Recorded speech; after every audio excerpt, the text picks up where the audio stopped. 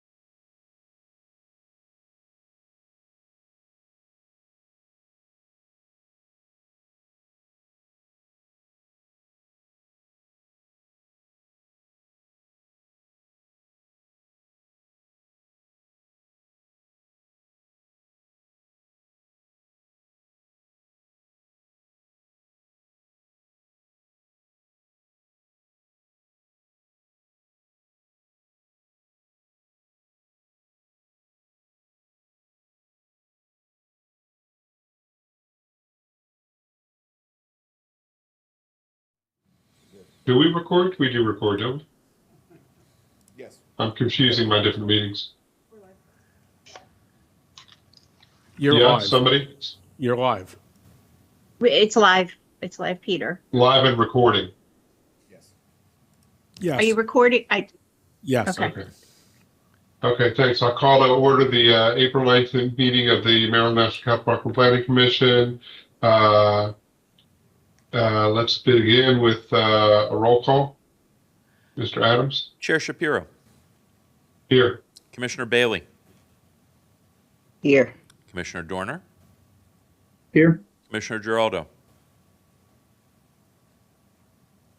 Here. Commissioner Washington.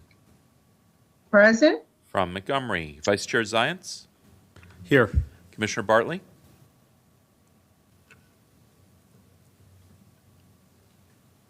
Do we have Bartley? He was there a second. Present. Thank He's you. there. Commissioner Hedrick. Present. Commissioner Pedoin. Here. Here. Commissioner Pinheiro. Here. 10 for 10. Okay, great. Good to see everybody. So our next two items on the agenda, I'm going to take this up as one motion. We have a motion to approve the commission agenda and to approve the commission minutes.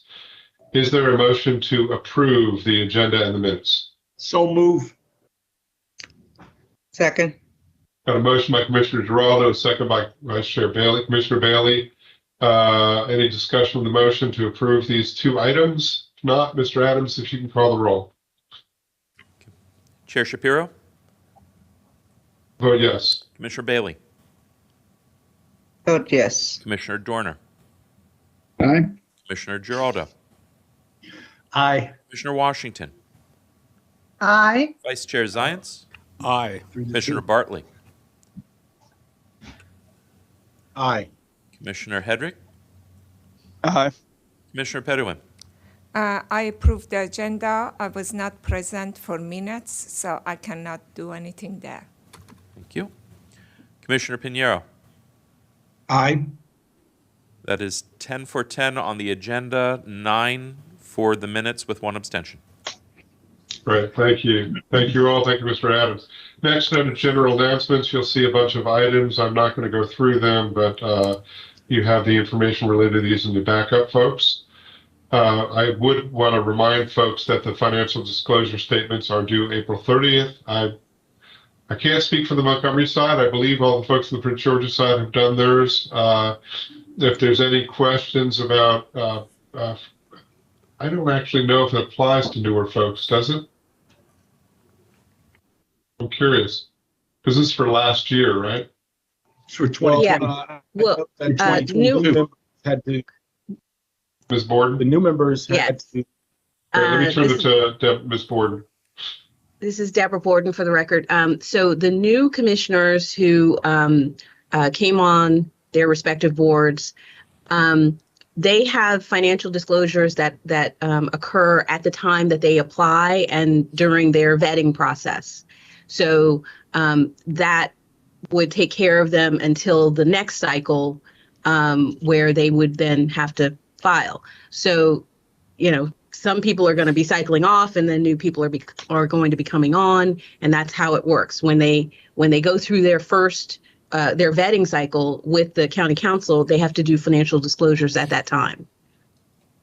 Excellent. Okay. Okay, so just to be clear, those count, the ones that we've already done count for this go around, and then next go around we'll have to file the new the regular Correct. disclosures. Correct. Basis. All right, thank you. Sounds like we are all caught up. Thanks, folks.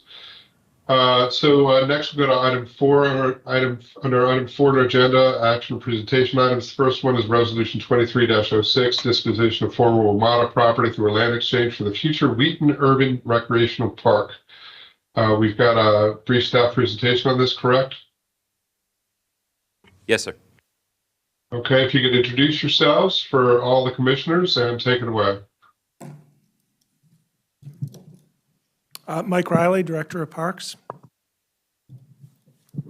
Brenda Sandberg, Real Estate Management Supervisor in the Department of Parks.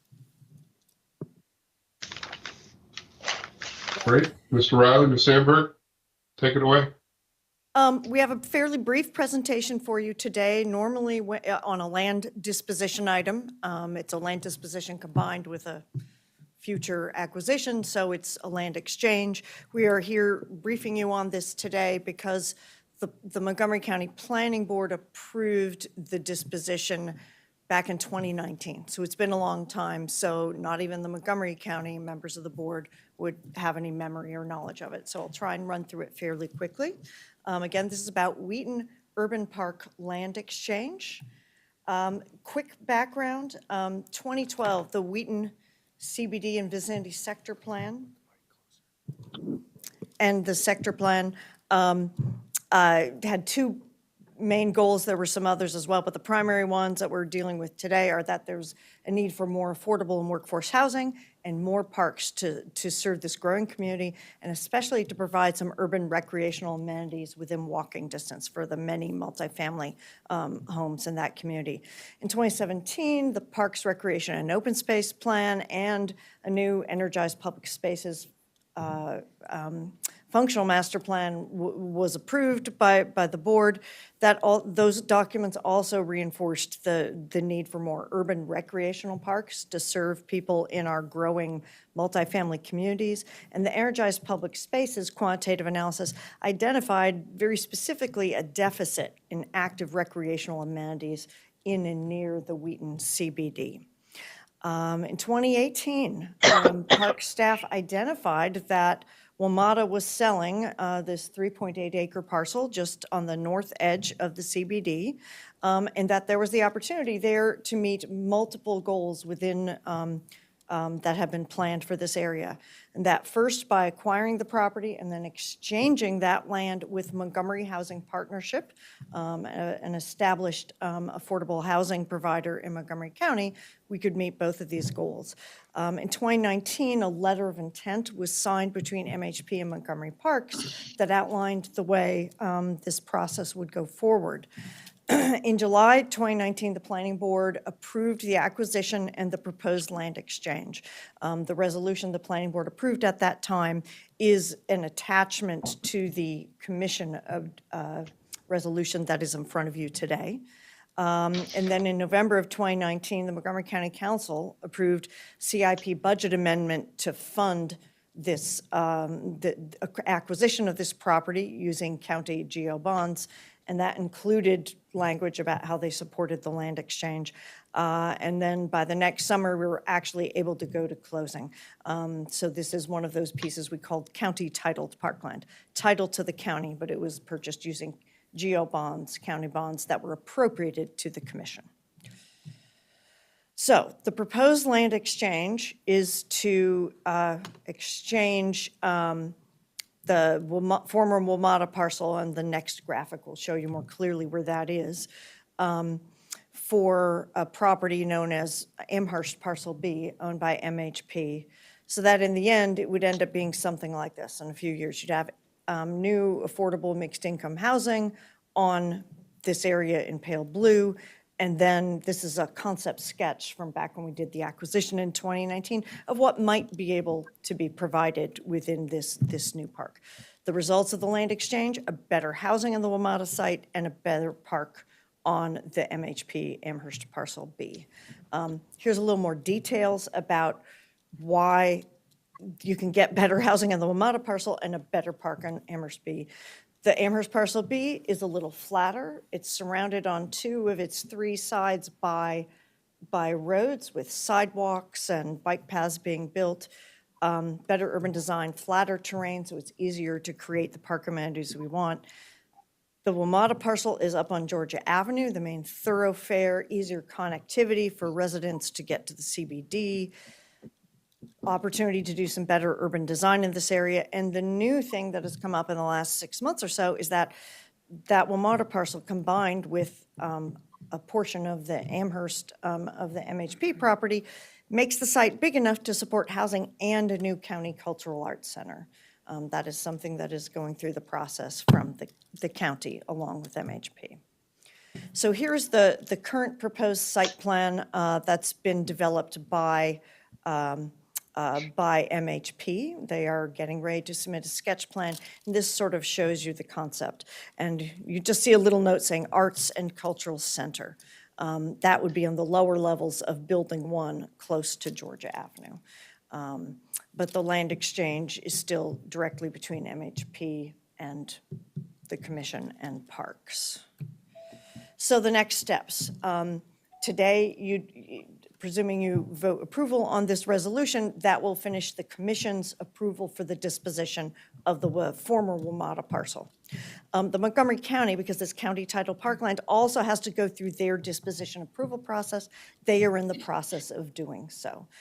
So for the Montgomery County Planning Board members, you may see mention of that in regulatory items that end up being in front of you over the coming weeks and months. There's a land exchange agreement that is being finalized that at this point, at least we envision would be a three-party agreement between Montgomery Housing Partnership, Montgomery County, and the Commission.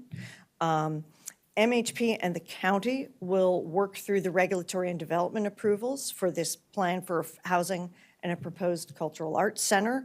That is not something Parks will have a role in. They will work through on that. And then after relocation of the existing residents on the Amherst Parcel B into new affordable housing through this project, MHP will demolish the structures on the Amherst Parcel B to give us a clean slate so we can start building the new urban park at this site to serve all of these many residents. So the action for you today is we're asking you to approve the resolution 23-06. That includes reaffirming the resolution of the planning board from 2019 on this topic and to support disposition of the property as part of a land exchange, to support affordable housing and parks within the Wheaton CBD. And we are here to answer any questions you might have about this. Thank you, Ms. Sandberg, Director Riley. Commissioners, questions for staff? I just have one. We have Commissioner Bartley. Yeah, so I'm new to the planning board, and I was wondering why is this before the joint meeting and not before the Montgomery County Planning Board? That's my first question. The land disposition process for the commission is that the planning board approves a resolution for disposition, and then the full commission approves it as well for any land being transferred away from parks. In this case, back in 2019, that planning board approved acquisition of the WMATA parcel and the future disposition of it.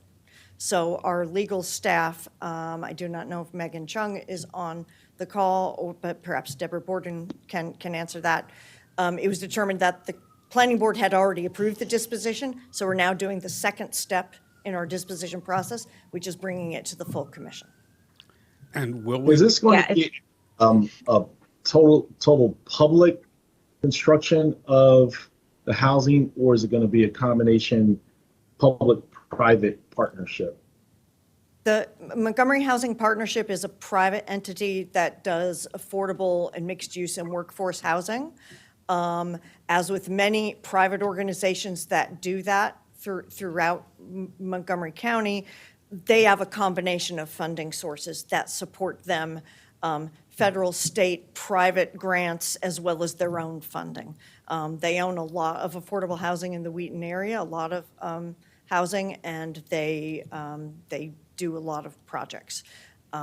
So that is on their side. And now that there's this relatively recent addition of adding a public cultural arts center, my understanding is that that will be funded by the county. And there's proposals in the current round of the CIP for the next cycle that provides funding to provide that.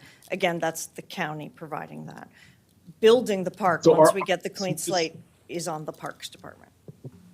So are all the units that will be constructed considered MPDUs, or are there a mixture of,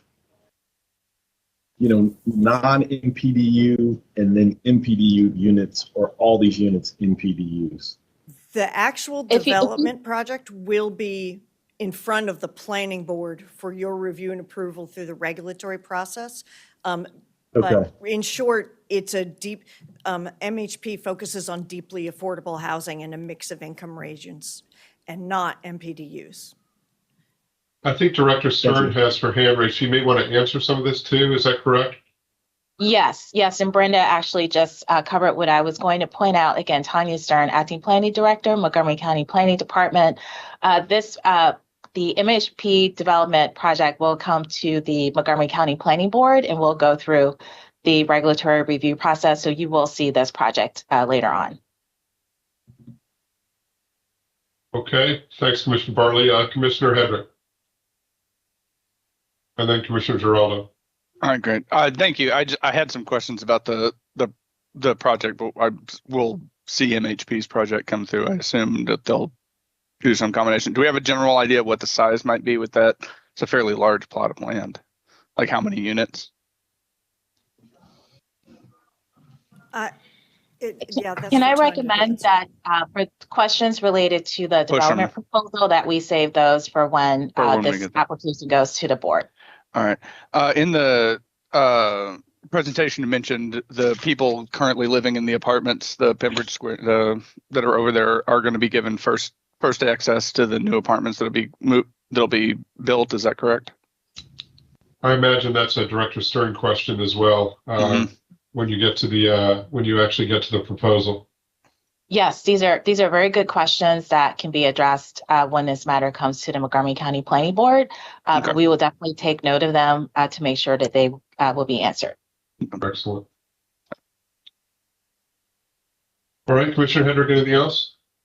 No, I'm good. Thank you. We'll come back to those when we get there. I have a question from the Parks Department. Do we know what is the schedule of the park construction, and have we put it in our CIP yet, or it's far out?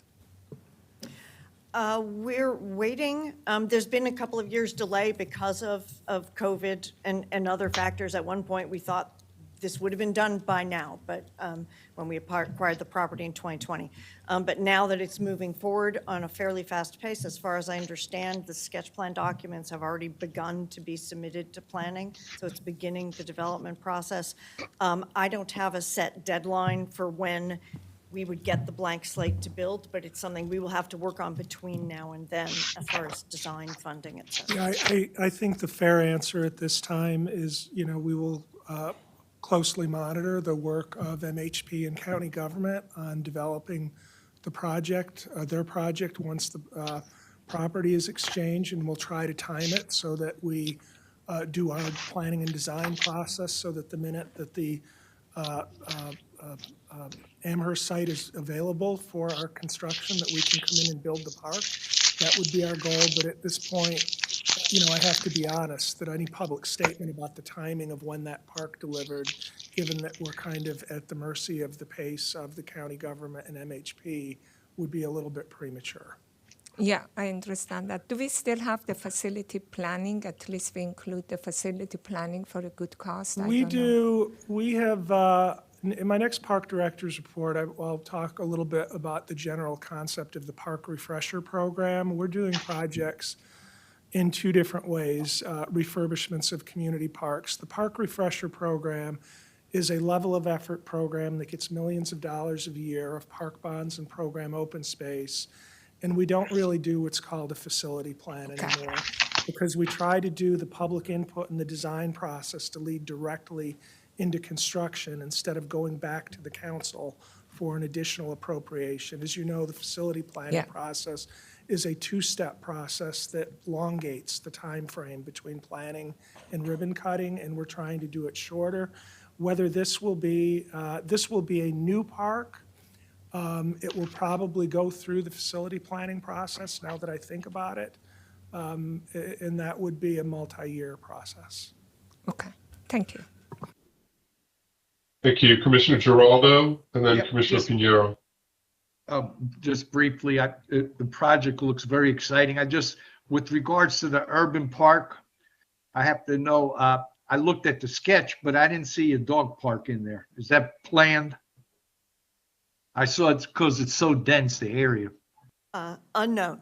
That's something we'll get community input and work with the planners on when the Yeah, design. I can guarantee a dog park will be on the candidate list when we go do community outreach. Whether it comes out in the final plan will be determined. Okay, wonderful. Thank you. No further questions, Mr. Chair. And I think we can safely say that our counterparts in Montgomery County have heard your care about this, and I imagine they'll take it up when it comes before the Montgomery County Planning Board. I certainly hope so. Thank you. Commissioner Pinheiro. Yes, hi. I'd just like to make a comment on the MHP parcel, following up what Commissioner Bartley and Commissioner Hedrick mentioned. I am a little bit concerned about the scale. I'm also concerned that, in my opinion, Wheaton already has an overconcentration of affordable housing. So when we get to look at the project, I would be looking for more market housing than affordable. I think in the county, we need to start thinking about a better distribution of affordable housing in areas that lack affordable housing, but are not in areas that have too much affordable housing in terms of over-concentration of people with lower incomes. That's just my opinion, but I like to raise it now because we're going to be looking at this project, and I know MHP is a wonderful nonprofit developer. I'm very much aware of what they do, but I'll be looking for a higher concentration of higher proportion of market housing rather than affordable for this particular area. That's just my statement. Thank you. Thank you, Commissioner. Director Stern has her hand raised. I imagine she'll say that this too is a perfectly appropriate thing to bring up when this comes before the planning board. But Director Stern, you have something to add? Yes, that's correct. And I would just ask for the Montgomery County Planning Board members, if you do have comments about the development application, that you save them for when an application has actually been submitted and when the matter is before the planning board. But I do appreciate you sharing the comments today. And I've already given the regulatory review team that will be handling this application a heads up of the comments that you provided so far. Thank you. And Acting Director Stern, you can include as a friendly reminder Commissioner Giraldo's desire for the dog park there, even if he's not a Montgomery County Commissioner. Yes, that's a parks matter, so I will leave that to them. All right. Mr. Chair, I have a couple of questions. Vice Chair Zients. Number one, there's a timing issue here of when we take over as a Parks Department apartments. There's a liability issue here if we do take over apartments. How do you plan on working these issues out other than the three-party agreement? The signed letter of intent between Parks and MHP laid out the vision. It is for a staggered exchange, where we will actually transfer the WMATA parcel to MHP. We will get a deed from MHP over the parcel we will get, and then we will put that deed in escrow. They will continue to own, operate, manage their buildings on MHP Amherst Parcel B until such time as they have determined that all the residents are out. They will be demolishing it. Basically, we're giving them, the WMATA parcel is pretty much a clean slate. It's never had any construction on it. It's been open farmland until it was used as just a staging area for the building of the Red Line extension. It's never had any heavy construction, so we sort of want to trade a clean slate for a clean slate. So MHP, once they take down all the buildings, all the pavement, and give us a clean slate upon which to build our park, and there will be a park construction permit that will work with them to make sure it's in the condition that we expect. At that time, we will record the deed and then take ownership of that piece. The commission and again, this will be county titled parkland as well. The county and the commission will not have ownership of that parcel at any time when it has any housing or buildings on it. Great answer from the standpoint of future liability. And not keeping ourselves from being a landlord when we don't need to be. That's the question I had, Mr. Chair. Back to you. Thank you, Mr. Vice Chair. Any further questions from commissioners on this matter? If there are none, then I would look for a motion, and the language of the motion I think is before us. It's not as simple as the approving the resolution. I believe there's a little bit more to it than that, correct?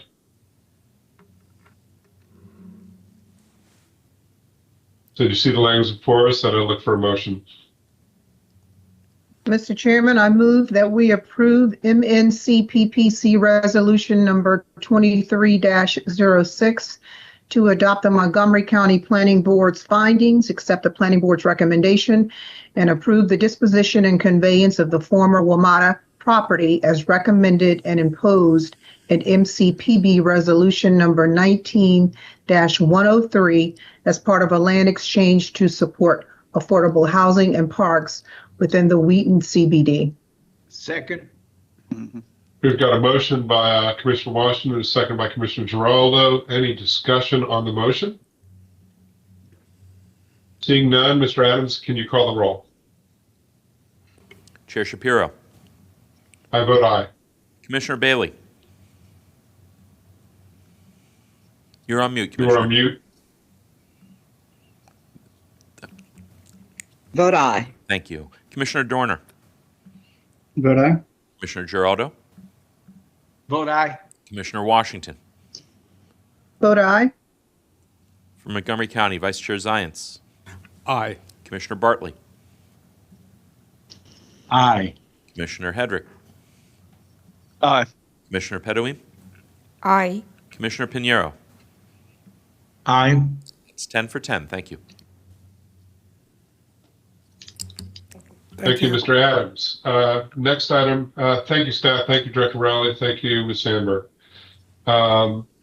Next item on our agenda is 4B, Central Administrative Services Salary Savings Request. We have Mr. Kroll and Ms. Chang Smith.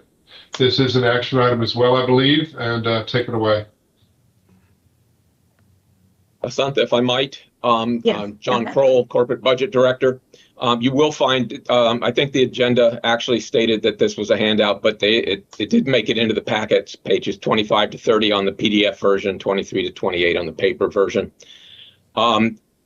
Traditionally, we come toward the end of the fiscal year after doing projections of possible savings within our operating budgets to try to efficiently utilize those resources in any way we can, some of which are being proposed for paying down some items in our 24 budget to help us meet the budget reductions that Montgomery County will most likely impose upon us for the CAS departments.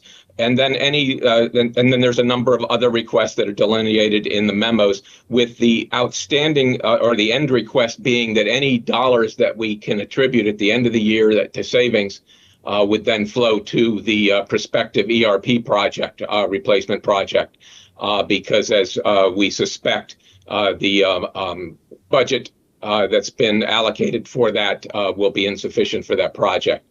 You have those memos in front of you. If there are no questions, we would ask for your approval for a reallocation of those savings.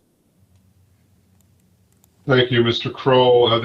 Commissioners, this is a fairly standard process that we go through, but let's open it up to see if there are any questions from commissioners before we take action. I have a question. Vice Chair Zients. Is the prepayment of possible expenses in FY24 maximized by this, or is there anything more we can shift to do that? We're proposing the things that we've identified to this point. We will keep looking to do so as we approach the end of the year. So in short, I guess one could say there is another bite at the apple on this.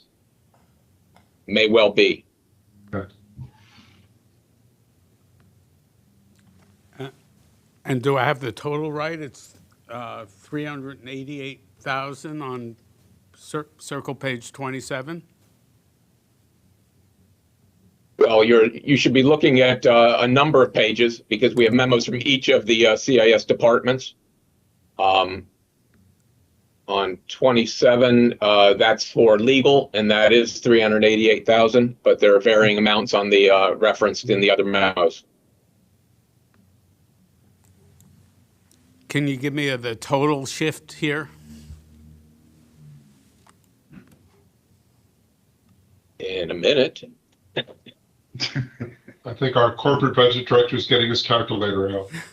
And writing down the numbers so I can add them. Just do it in your head, Mr. Kroll. You got that extra.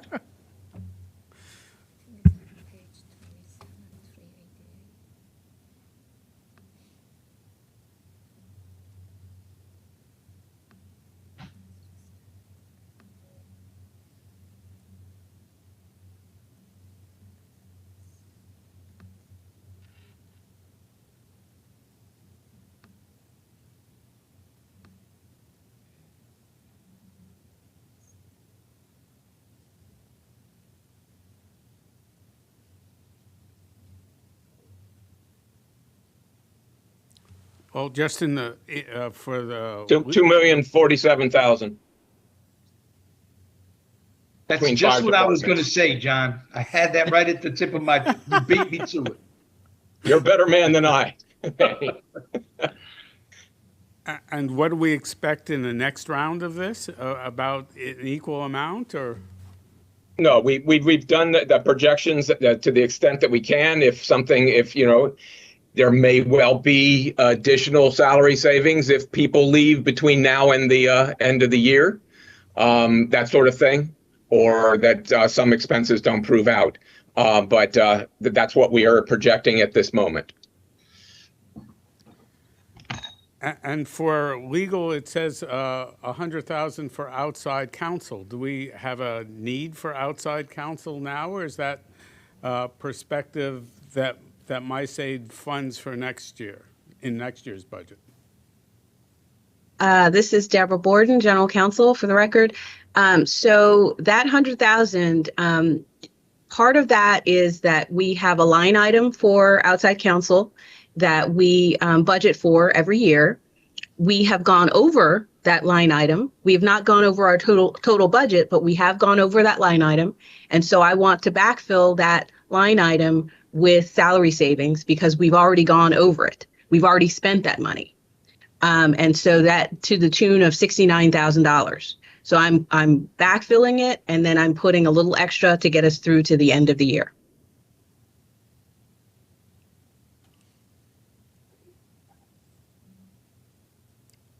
You had the budget for it, at least by doing budget transfers because you overspent. And now you. No, I didn't do any budget transfers. I had a line item. I had money in that budget. We went a little bit over that line item, but not over our total budget. We have, you know, we're within our total budget. But I want to make sure that that line item goes back to zero and then adds another $30,000 to get us through to the end of the fiscal year, so that we don't end up with a negative in that line item. Generally speaking, you know, the finance department doesn't worry about our particular line items if they go over, as long as we are within our total budget. I care about that line item because it helps me to gauge whether we are budgeting correctly. And I would prefer to budget those line items correctly in the future. So that tells me we need more money in that line item on a yearly basis, because we consistently go over that line item every single year. And so I want to put a stop to that. And you can't count on salary savings to cover that. Exactly. Overage. And I don't want to have to count on salary savings going forward. So I'm backfilling that line item so that it gets back to zero, and then I'm putting a little bit extra. And as we go forward, we're going to add a little bit each year into that line item until it's where it needs to be a reasonable amount that we are expecting to actually spend for outside counsel. We try to help the departments. Most of the time when we have outside counsel, we charge those fees to the department that has the need for that, you know, for that expense. But we also try to help the departments. And so in trying to help the departments and take up some of those legal fees, which can be quite onerous, we have a tendency to go over our budgeted amount every single year. If we go back and look, we do this. This is a normal thing that happens in the legal budget, for that particular line item. Well, I just want to put a stop to it. I want to actually budget what we think we're going to spend, even helping out the departments, to pay their legal fees when we do have outside legal counsel. Got it. Thank you. And I see that a substantial amount is going for the ERP program in the future, which yes, will need all the help it could get. Yes, we're trying to help out. Indeed. And that's particularly appropriate because these are by-county departments, so this funding is by-county, so it's appropriate to put such savings into a by-county project. And it lessens then the burden on the individual line departments in the future. I have a question. John, please refresh my memory. Isn't it that sometimes we use these labs to help us for the shortcoming of the next year budget? Have we done that before, or are we planning to do something like that? Because we have not got the budget approved yet, and it may be some savings that they want us to reapply for the next year. We can't transfer money between years. But what we are doing is prepaying to the extent that we can items in our 24 budget that we can prepay this year out of some of these savings, which then allows us to put that item from the 24 budget on the reduction list for Montgomery. And that's correct. Thank you for refreshing my memory. So we have done that as much as possible, yes. Correct? Okay, thanks. Yes, we have. Thank you, Commissioner. Other questions for staff? If there are no other questions, then we would, this is an action item. We're looking for a motion to approve the recommended salary savings requests. Is that correct? That's correct. Okay. Yes. So is there a motion? There's a motion by Commissioner Giraldo. Is there a second? Second. It was second by Commissioner Hedrick. Discussion on the motion. Seeing no discussion, Mr. Adams, can you call the roll? Chair Shapiro? Vote aye. Commissioner Bailey? Muted? Vote aye. Thank you. Commissioner Dorner? Vote aye. Commissioner Giraldo? I vote aye. Commissioner Washington? Vote aye. Vice Chair Zients? Aye. Commissioner Bartley? You're on mute, sir. Aye. Thank you. Commissioner Hedrick? Aye. Aye. Commissioner Pedowin? Aye. Commissioner Pinheiro? Aye. That's 10-0. Thank you. Thank you, Commissioners. I'm sorry. Thank you, Mr. Adams. Thank you, Mr. Kroll. Thank you, Ms. Chang Smith. Next item is our annual legislative update. And Ms. Borden, you have a presentation for us, or there's a handout and we're referring to the handout? We can refer to the handout. I can actually share my screen if you want me to put it up. This is the annual presentation of our results, I guess, from our legislative session that just ended a week ago Monday. Again, for the record, Deborah Borden, General Counsel. I have also on the call today, Jordan Balcom-Colbert. She is our Government Affairs Liaison. She started this position in October. So for the both of us, this is our first time handling the legislative work program for the commission. For our new members, the legislative work program generally lasts for the General Assembly session, which starts in January, ends in April. Every year, there are usually legislation that applies sometimes only to the commission, but sometimes it applies more broadly, but it will have a particular impact on the commission. The commission is a bit of a unicorn in state government.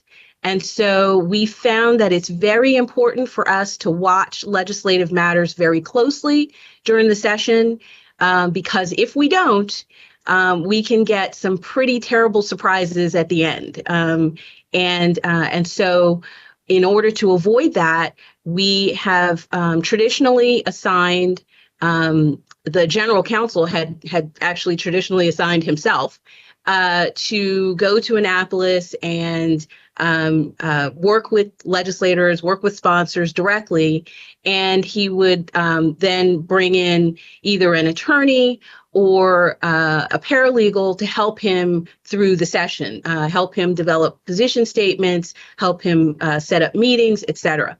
So when I took over in September, I decided, along with talking with the chairs and also conferring with the department heads, we sort of decided to go a different direction in the sense that I wanted to assign the legwork and the sort of the guts of the program to a non-lawyer. I didn't really see a need to have a lawyer do this work.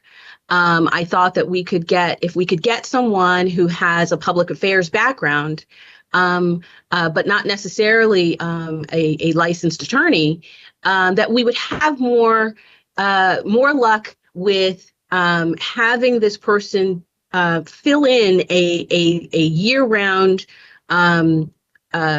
job position.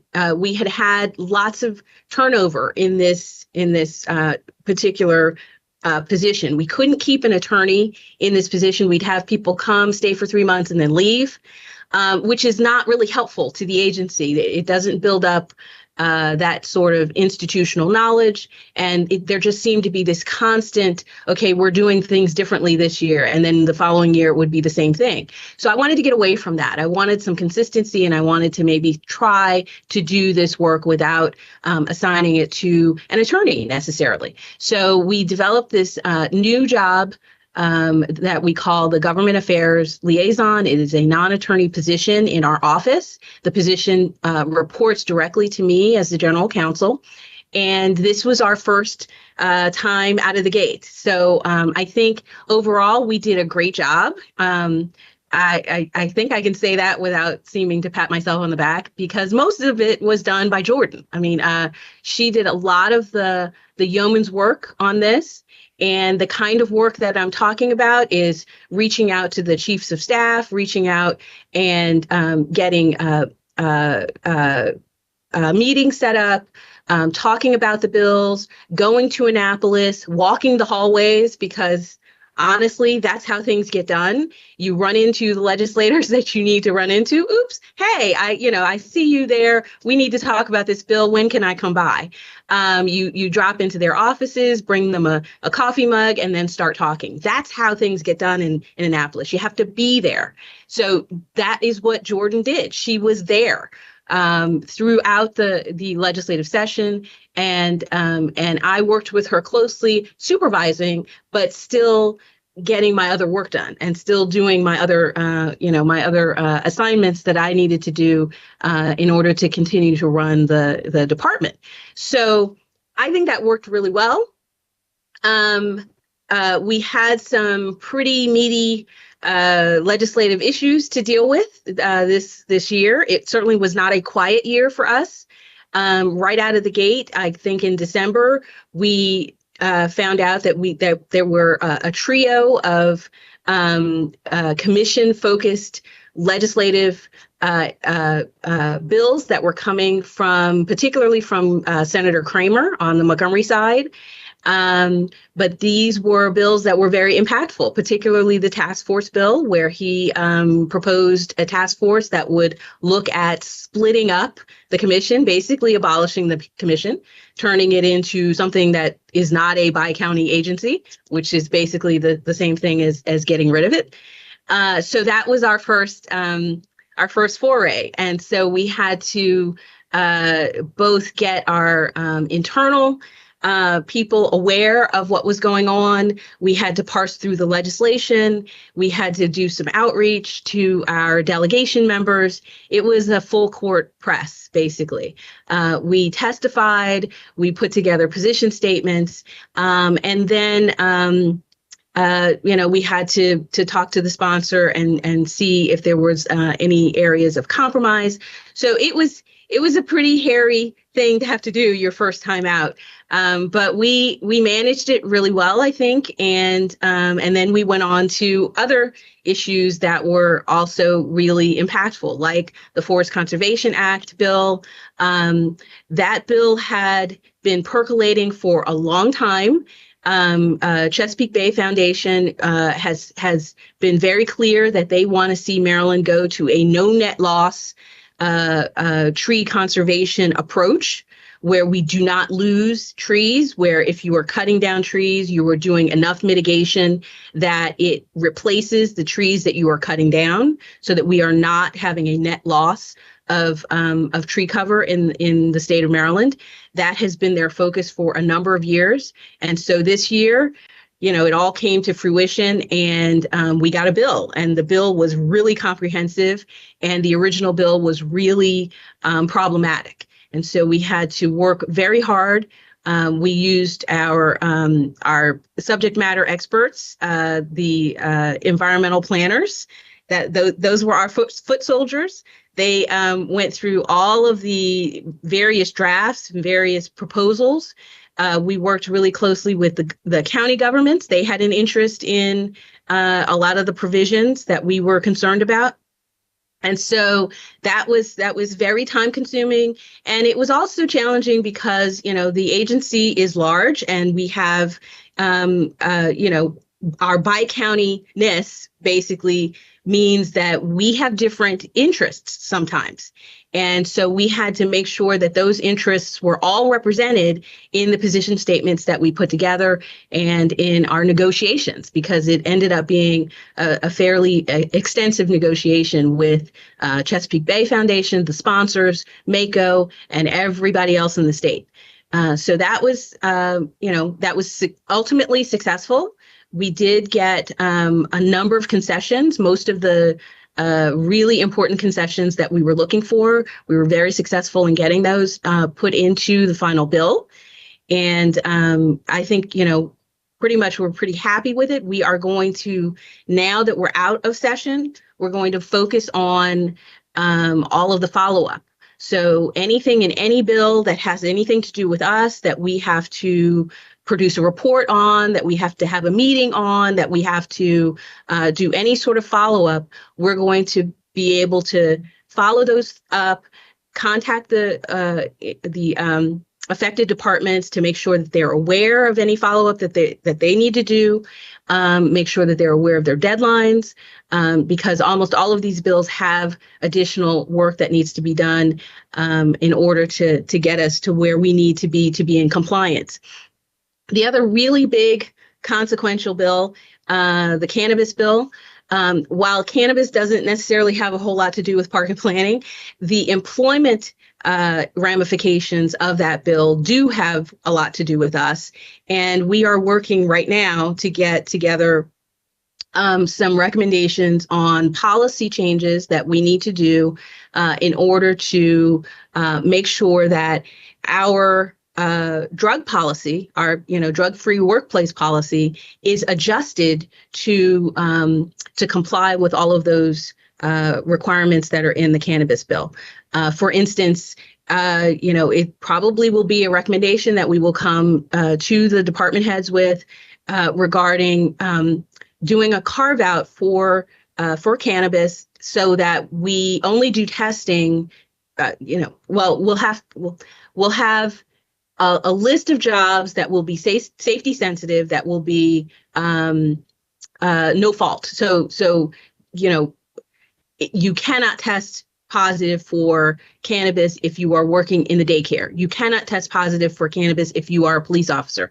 Those things, there's nothing we can do about those. Those are safety sensitive. They're identified. So outside of the safety sensitive list, we're going to have to implement a new system, and it's going to be probably something based on reasonable suspicion, which is going to be a change for us within the cannabis, realm. And so we're going to have to work through that, adjust our policies, and try to make the system as easy as possible to comply with for both our employees, but also for their supervisors. We don't want supervisors making things up as they go along.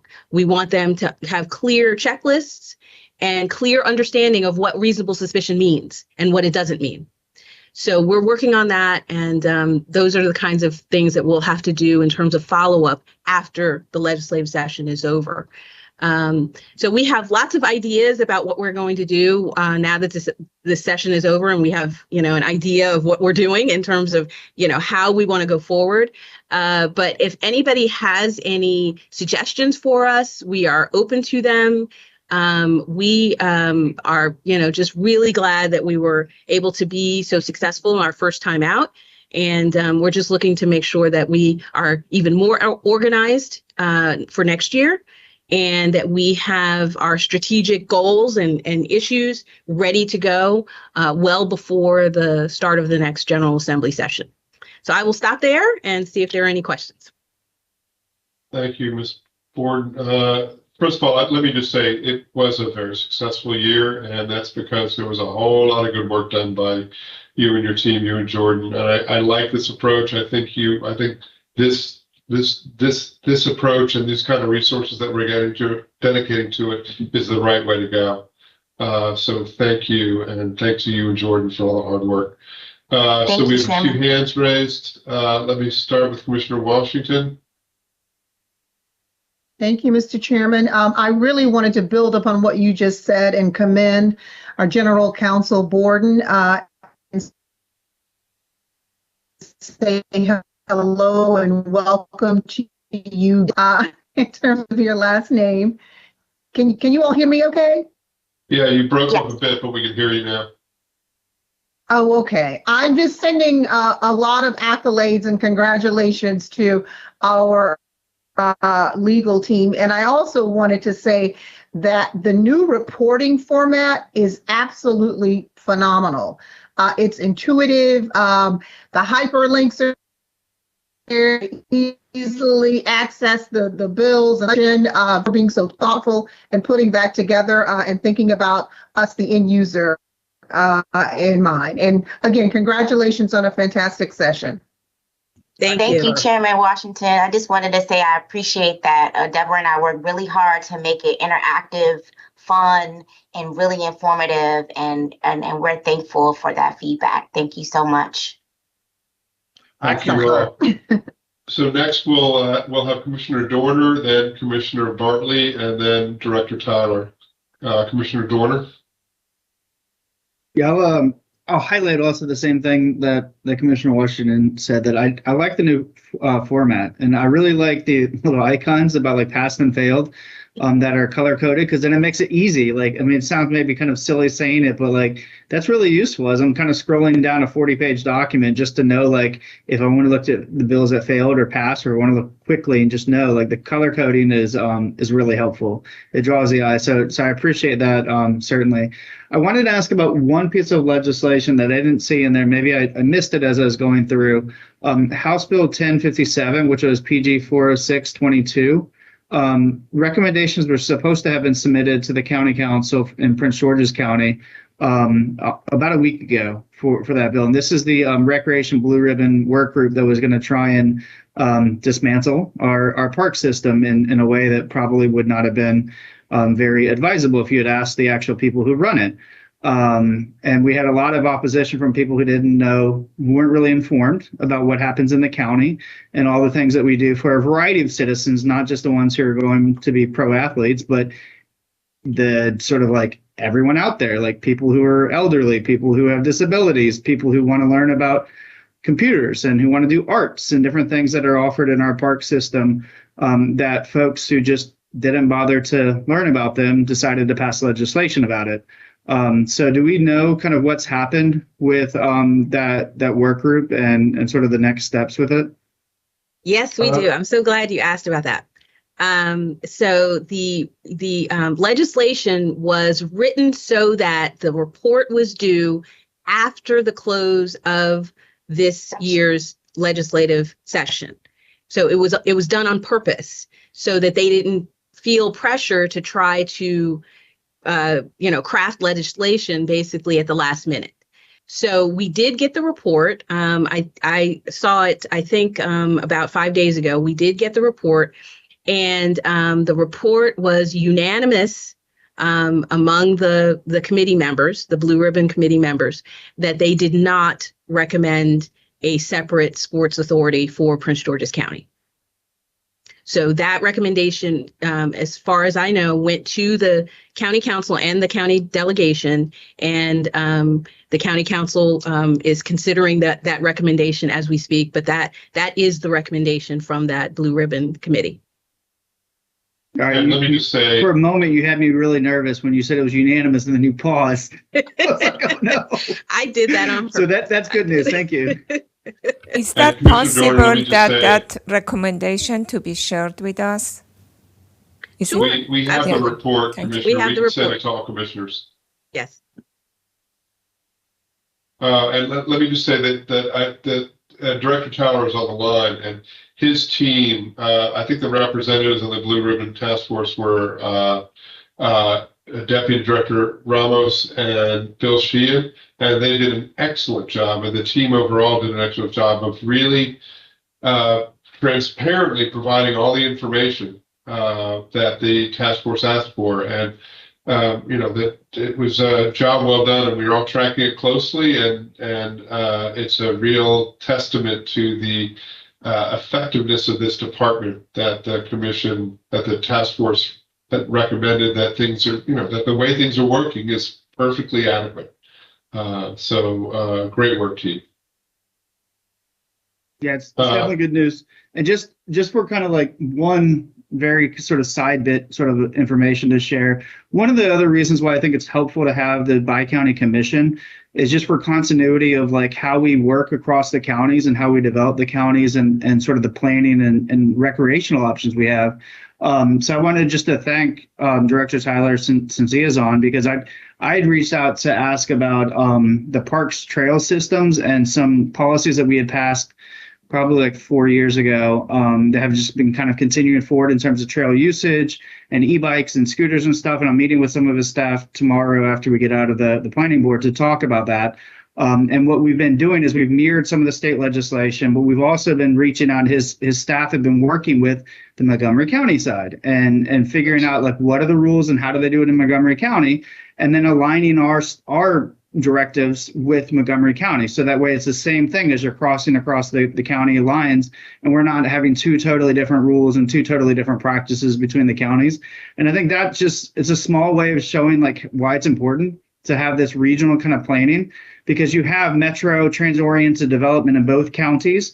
We have the Capital Bike Share and other systems with Uber and with Lyft and everything that are offering bikes and scooters and stuff now. And if you have different rules between the counties as you get outside of the DC borders, then it's going to become confusing and just the practices aren't going to be the same. So I want to commend the Parks Department in Prince George's County for very actively making sure that we're having similar practices and working with their counterparts in Montgomery County, and thank the Montgomery County side for helping out when they've been asked for kind of assistance. It's exactly what we should be doing. Well said. Thank you. Commissioner Bartley, and then we have Director Tyler and then Director Riley. Commissioner Bartley, floor is yours.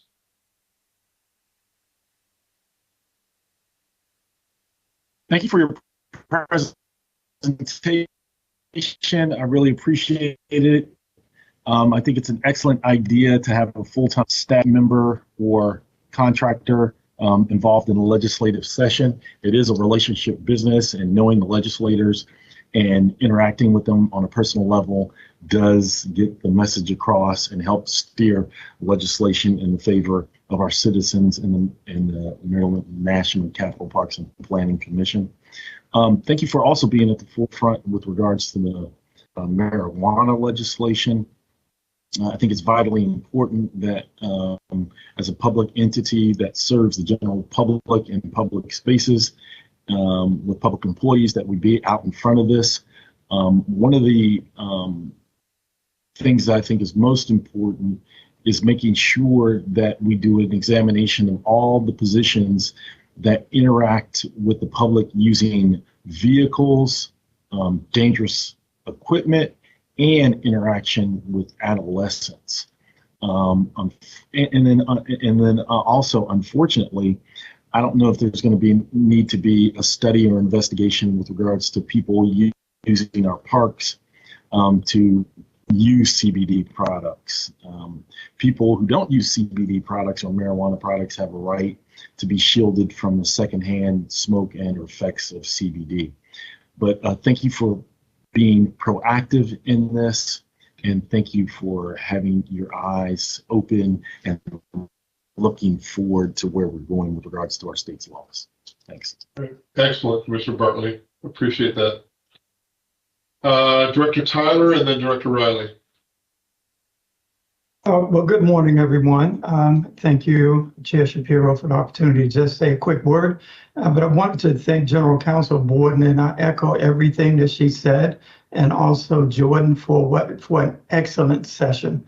I've been in this process for a while, and this was a really, really, really great way to go about doing that. They were very responsive, kept us informed, helped us work through some things. So as a recipient of their excellent work, I just wanted to say thank you, and I support everything that you said. And as it relates to Bill 1057, we're still on a high from that. And I just wanted to say to everyone on this call, because I do believe that in some way, shape, or form, everyone on this call had something to do with that outcome. And just wanted to say that. And thank you for acknowledging the work of the department. So that's all I wanted to say. Thank you very much. Thank you, Director Tyler. Director Riley? Thank you. So I raised my hand virtually, and I'm speaking to you in person. I think that's a first. But I need to echo what Bill Tyler said. I have to admit, I've been around so long and had worked with Adrian Gardner so long on the General Assembly that when I heard there was going to be something different, I reacted like a lot of people and it's different. So I don't know whether it's going to work out.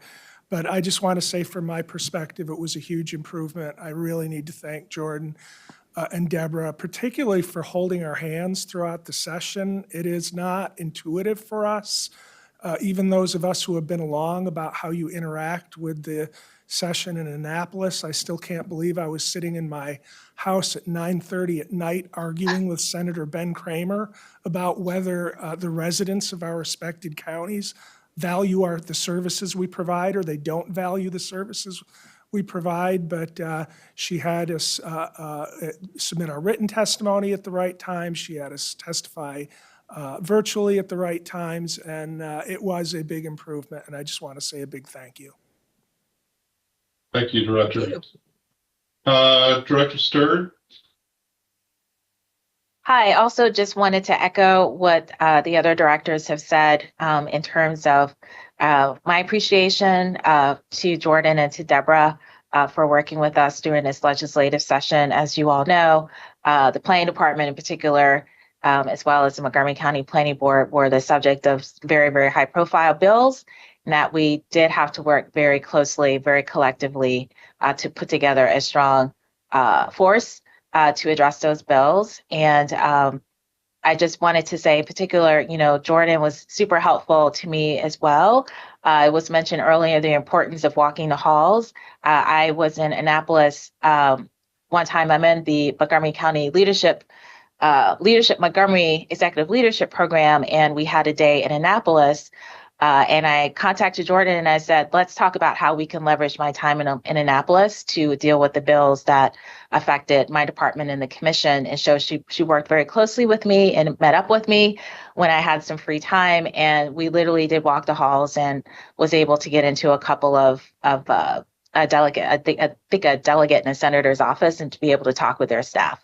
So, again, just wanted to say kudos and to add to the note of appreciation. Thank you, Director. Jordan, you have your hand up? Yes, I just wanted to say for the record, it was my absolute pleasure to work on behalf of the commission. Been working with the commission for some time now, and this is one of the highlights of my time here working at the commission. And I had such a pleasure to work with even more people this session. And it was just such an honor to work under Deborah Borden and on behalf of the commissioners. And I can't wait to do it again. And I just wanted to just graciously say thank you so much for allowing me to help you lead this session. I just wanted to add one thing. This process for the legislative, at that time, I was not even a commissioner. I was not even thinking to apply for it. I just had retired. It was so different for someone. Everything was different. I remember, Mike Riley just talked about it, that we were sitting there at 9:30, 10 o'clock at night. And we were submitting testimony. Of course, I had submitted my written testimony. I was watching it, but I was not giving oral, but watching it until midnight. And I think eventually I got tired and I went to bed. But the process from someone from outside is very different and confusing. And I have to thank Director Riley and also MIDI to hold my hand how to do it. It's the whole process of everything has changed with the virtual and hybrid and everything else. So we definitely need help to get through this in future. Thank you. Thank you. Commissioners, any other questions or comments on this presentation? So none, this is not an action item, this is just a presentation. And again, Ms. Borden, Ms. Falcon-Colbert, job well done. And looking forward to another successful year. So good work all, good work team.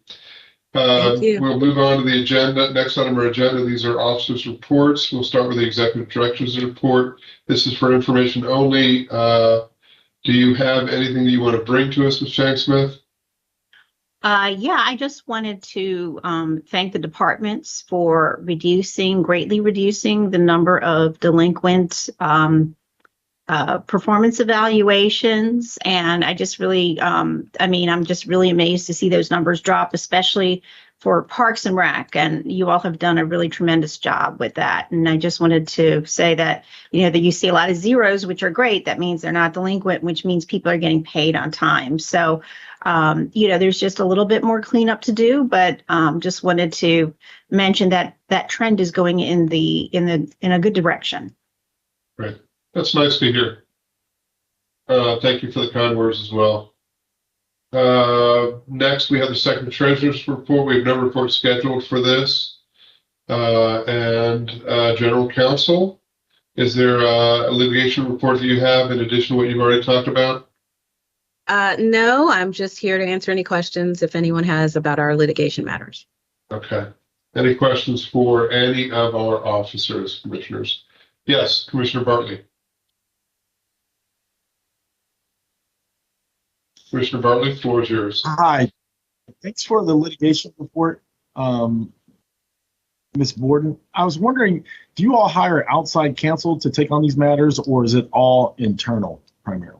Thank you. I would say 98% of our matters are handled internally. We have the occasional time where there is a conflict, either because we have two individual defendants who may end up sort of pointing the finger at each other or pointing the finger at the commission. When you have that, you cannot have the same attorney representing those parties. So in that case, we have to get outside counsel. There is the occasional matter that might involve an employee of the Office of General Counsel. So we always send that out to outside counsel. That's rare, but that will happen. But most of the time, it's because we have multiple defendants involved in a single case. And that means that we have to get outside counsel for those other defendants.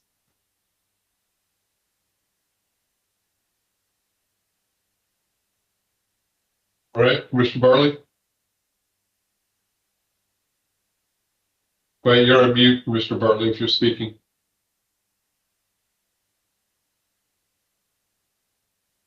The reason why I asked this is it came up or now.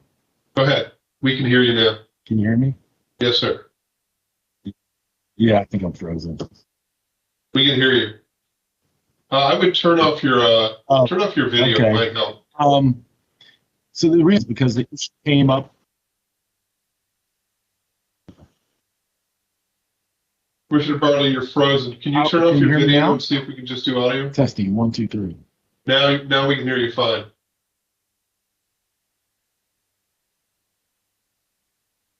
The reason why I was asking is because it came up with in the budget issue, and I understand from time to time you're going to need outside counsel, and so I just wanted to delve into that and show how the two are connected, and that's why I asked the question. Thanks. Yeah. So yes, and so we maintain an outside counsel line item in our budget, in the legal department budget, and we contribute sometimes. So if a department has a particularly big case and they have multiple attorneys, we contribute from our budget in order to help them out. But for the most part, they're paying, maybe 80% and we'll pay 20% or something like that. So we try to help the departments get through their, whatever the issue is, whatever the case is. There are, very rare cases, but sometimes we do have, a member of or a former member of the Office of General Counsel that has some kind of case, be it workers' comp or, an actual, slip and fall or some kind of case against the commission. And we always send that out because it's too close for comfort. This person, if they worked or they do work for the Office of General Counsel.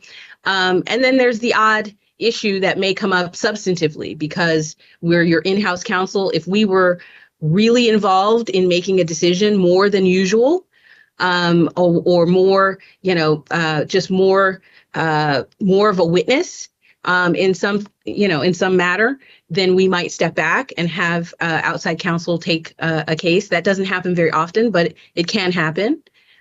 So we have to have that flexibility in order to handle cases. But for the most part, your in-house legal team handles everything. Okay, thank you, Commissioner Bartley. Other questions on the officers' reports? If there are none, so next we're going to go into closed session. Just a process piece, Ms. Borden. I just want to make sure I'm following our full commission process correctly. So I'll read the statement. I'll look for a motion to go into closed session. We will switch off this platform, click on the other link to go in closed session. But then Ms. Borden, and then whatever, if there's any action that we take, and I'm not sure that there is, but if there's any action that we take, we can take that in closed session, and then we will note the action we took when we're back in open session. Is that correct? That is correct. And then, so what that means, commissioners, is that after we end the closed session, we're going to have to come back to click on this link. So we come back into open session to note whatever actions we took, if any, but also to close out the commission meeting as well. Okay, so just a reminder, we're going to go into closed session after we read the statement of the motion, and then we'll come back to this.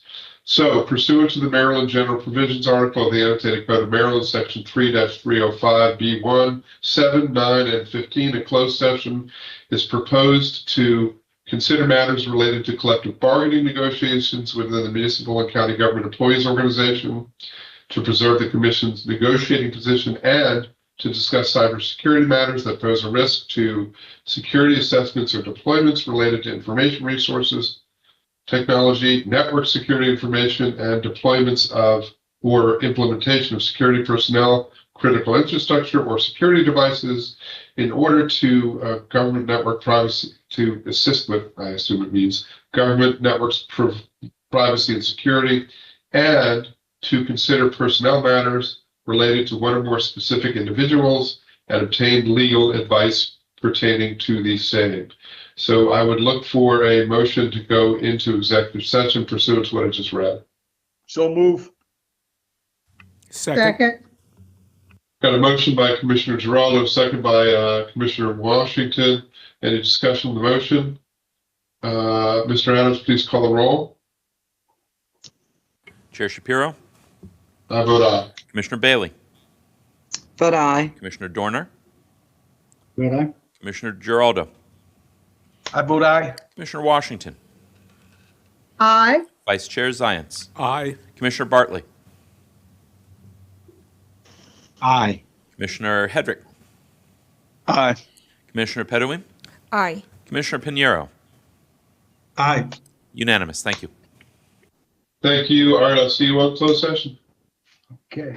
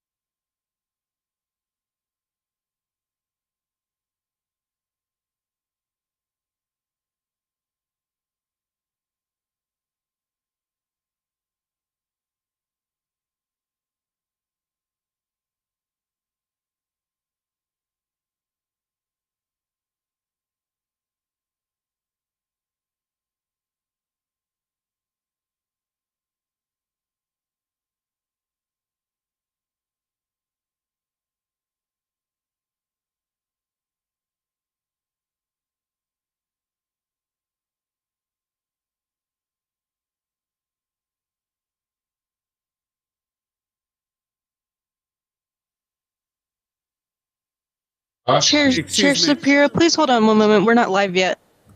Okay. And Peter, we need to acknowledge the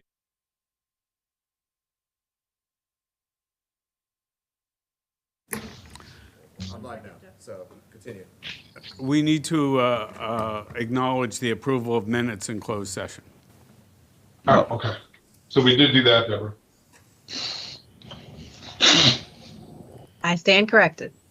And there is no other action we should acknowledge in this session? Not according to our general counsel. Yes. No, you didn't actually take a vote on anything. Okay. Okay, are we recording again and we're back live? Yes, we're live. Okay, we are back live. We are out of closed session. We're back in open session. The only thing that I want to note is that we did approve in closed session. We did approve the minutes from the previous closed session, and there was no other formal actions taken in closed session. So again, back in open session. There's no further business before us, commissioners, unless there's anything you all have to bring. Then without objection, we are adjourned, and thanks everybody for your time. Thank you. Thanks, everybody. Thank you. Bye, everybody. Bye, everyone. Have a good weekend. And good work, by the way. Y'all know what I'm talking about. Thank you. Good day.